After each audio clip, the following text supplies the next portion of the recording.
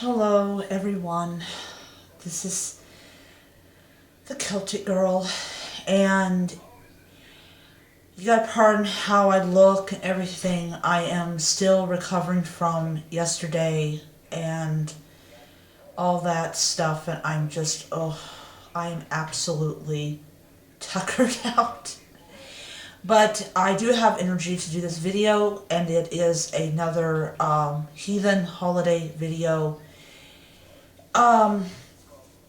I hope that you guys are enjoying the 12 days of Yule. And, yeah. Oh, I'm like, ugh.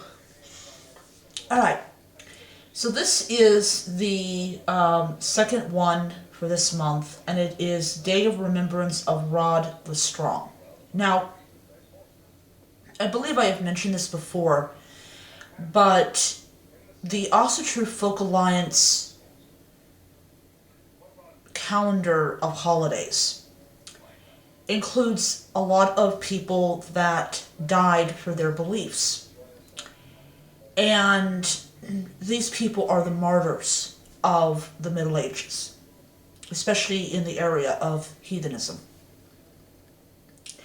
So in Norway,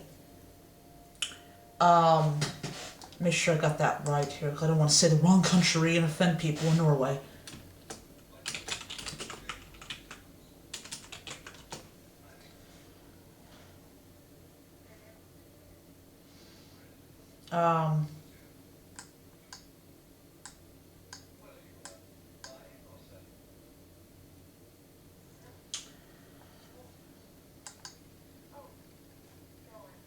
It's Norway.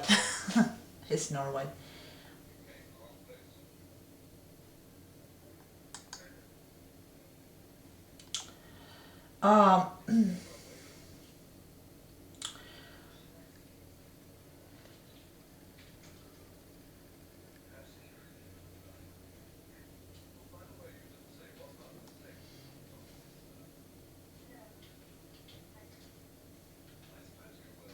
Okay.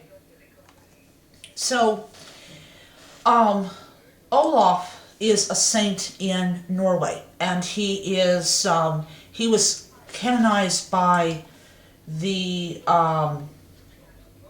he was confirmed in 1164 by Pope Alexander III. So he's a saint of the Roman Catholic Church, and he's also a saint of the Eastern Orthodox Church. But anyways, I'm actually going to do a video about him. I'll probably do the video after I do this one. But Olaf was a very, very, very brutal man. He was, in my own personal opinion, just as brutal as Charlemagne. And basically, he was a king, and he had a snake ram down his throat.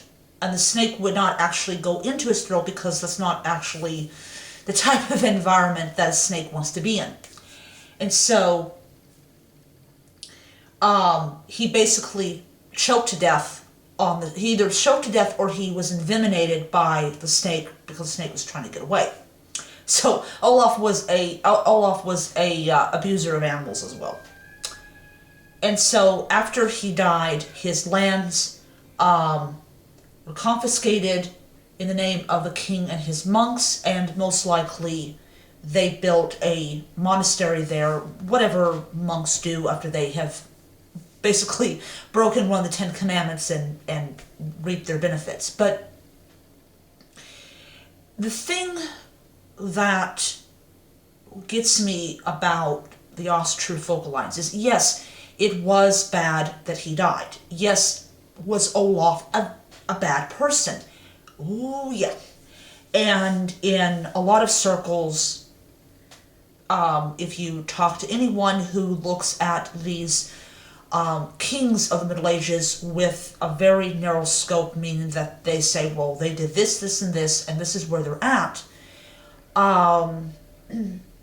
yeah. So, um,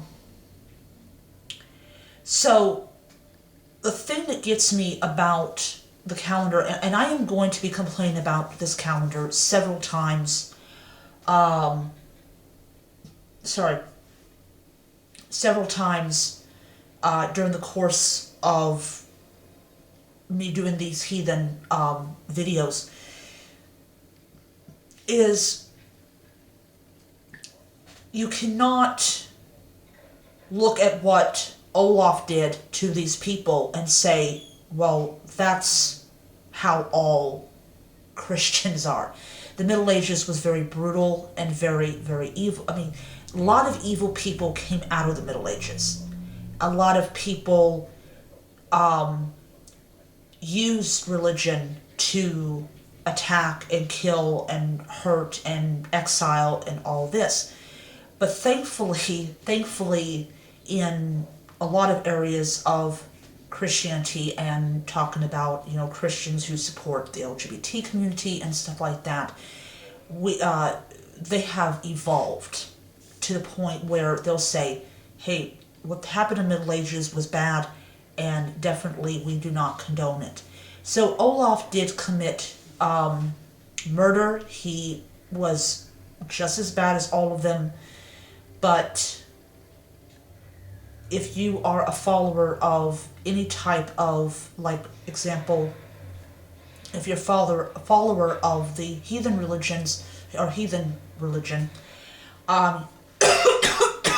you believe that when Olaf died, he went down to you